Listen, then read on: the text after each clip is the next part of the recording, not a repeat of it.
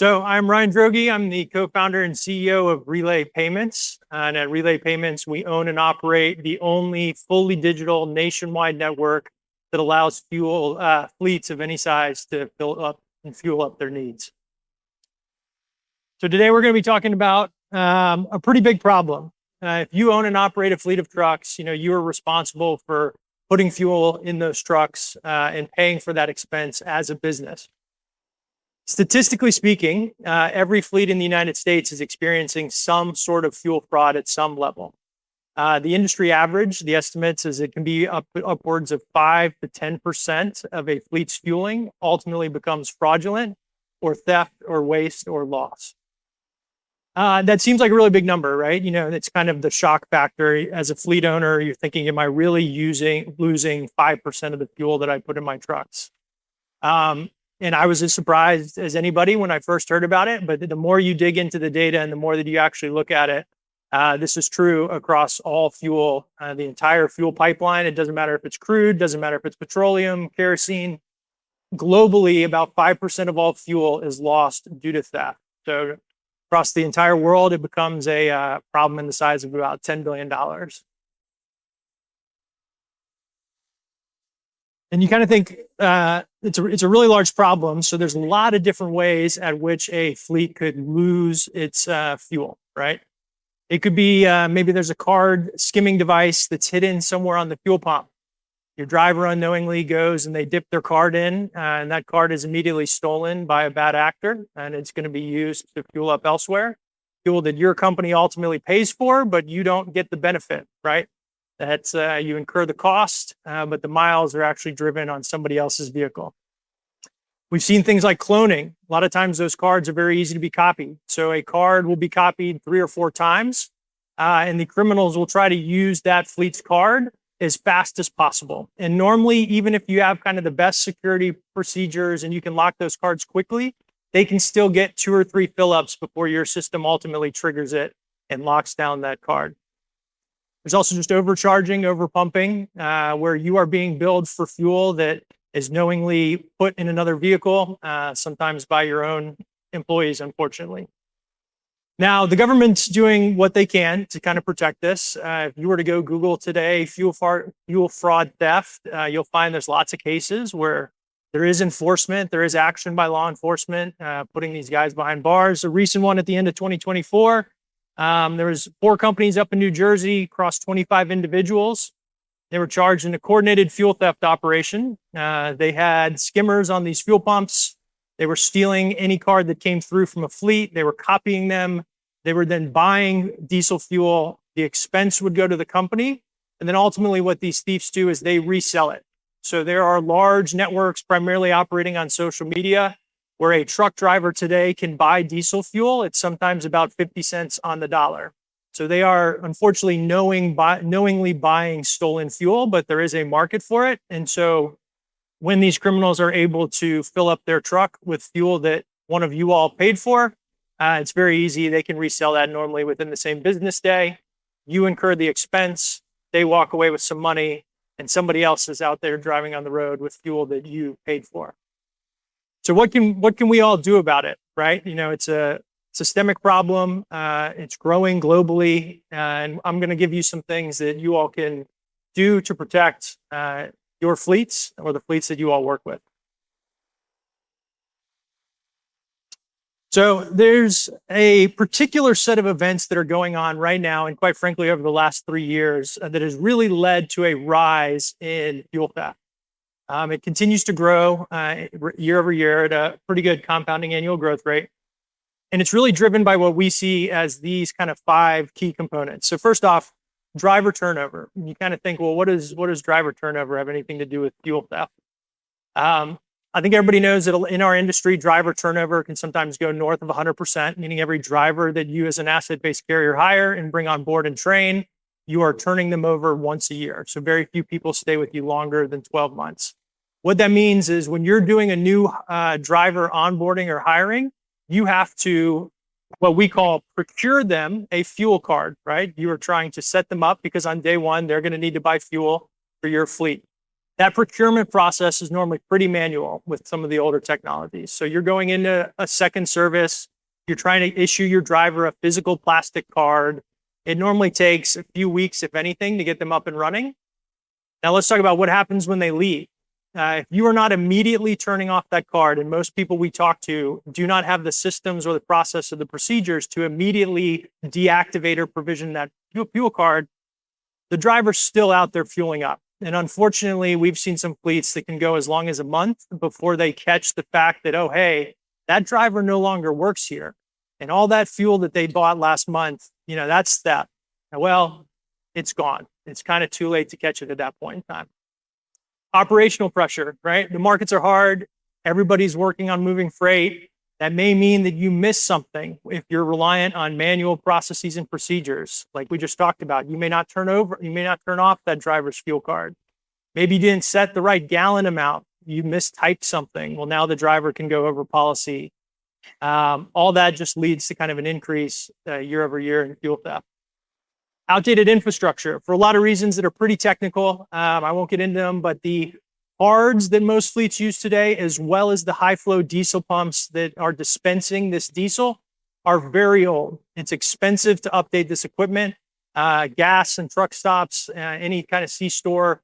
The outdoor pumps are normally the last thing they kind of upgrade. They're going to upgrade their in-store point of sale system, and you're on about a 10-year cycle before you actually upgrade the pumps outside. So that means a lot of these mechanical dispensers do not necessarily have the modern technology that we would expect in order to protect us against this type of fraud.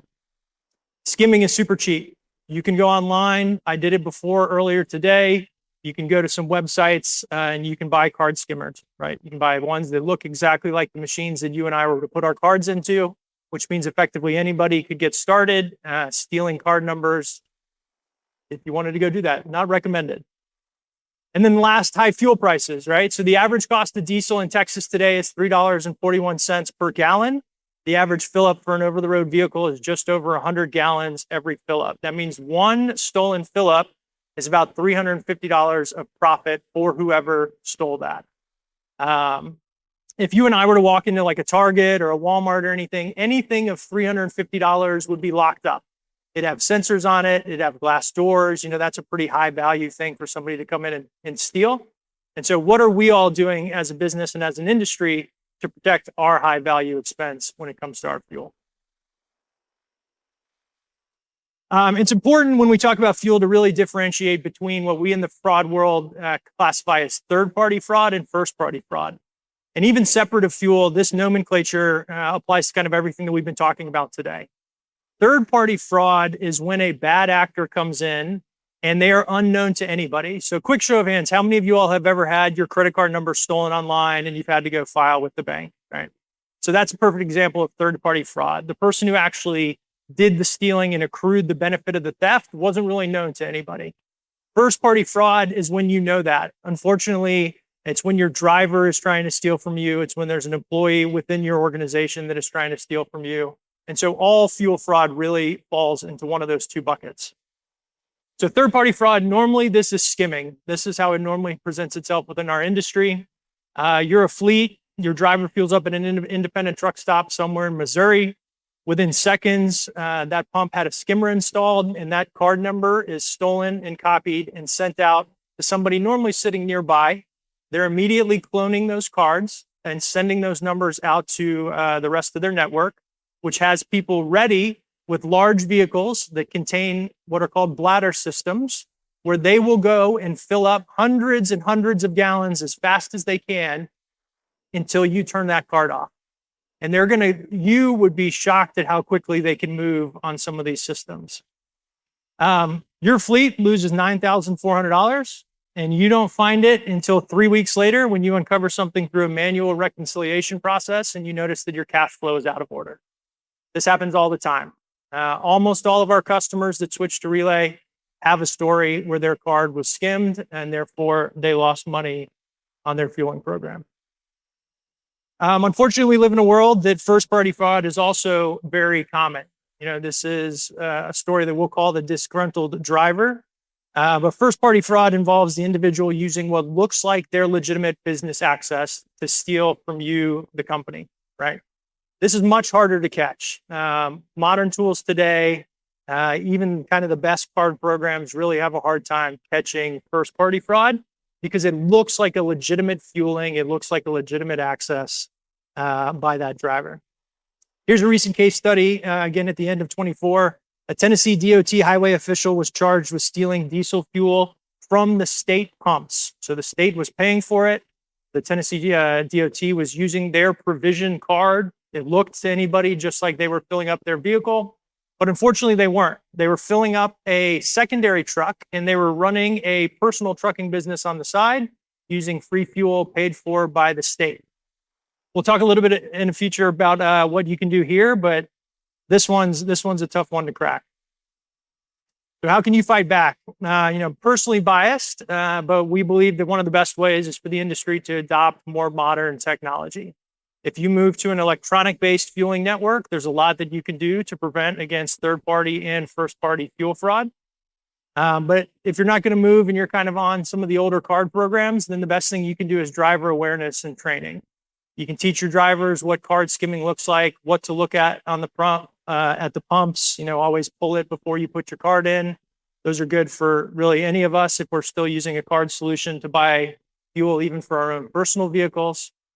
And then the truck stops are doing a lot as well. So the truck stops that we work with are all installing cameras. They're all working with law enforcement. This is something that they're trying to combat, but it's such a growing problem that it's really hard for everybody to keep up. So here's what we do at Relay, right? So again, when I say digital, we are entirely phone-based.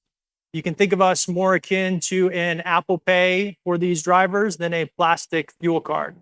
And so being phone-based, being fully electronic, we can help you prevent all these types of fuel issues and fraud across your fleet. Going back to that first-party example, right? Where the driver was, where the officer was using their DOT provision card, they were buying fuel for a vehicle that wasn't a company vehicle. When you switch to a digital solution, there's a lot of data that comes off of this cell phone. There's a lot of very tiny elements that we can pick up. That data eventually leads to patterns, and our system tracks all those patterns, and patterns leads to anomalies. When we find an anomaly, we will automatically lock and deprovision that transaction, that profile, that driver, that vehicle, and we will also alert you. So this one is one that, in my personal opinion, you can really only solve with pretty granular data and technology that comes from moving to a digital solution. On the third-party one, right? So this is primarily somebody skimming your transaction. If you move to a digital cardless transaction, these are unable to be skimmed. You could use our fueling technology today. You could go and tap it at a pump. I wouldn't care if there was a skimmer on it. There's no information or data that transmits between us and the pump that they can ever reuse anywhere. So that's just a provision that happens when you move to a digital solution. We actually were so good at preventing third-party theft that we guarantee it. So there's a financial guarantee if you move over to our network that we will eliminate all third-party theft for you in your fleet. And then there's just the general systemic problem. So we have fraud analysts and fraud teams, so you don't have to worry about it, that are constantly keeping track of everything that's going on in the industry. We're working closely with all of our fuel dispenser partners, all of the truck stops, all of the major oils, as well as their fraud teams, and we're jointly collaborating on your behalf so that you all can focus on running your fleets. So that's in summary kind of what we do at Relay and how we can help you all. But if you'd like to talk any more about how Relay can maybe replace some of your existing fleet fueling needs, or just help you in general with anything as it relates to fuel fraud theft, I'd be happy to chat with you. And thank you all for the time.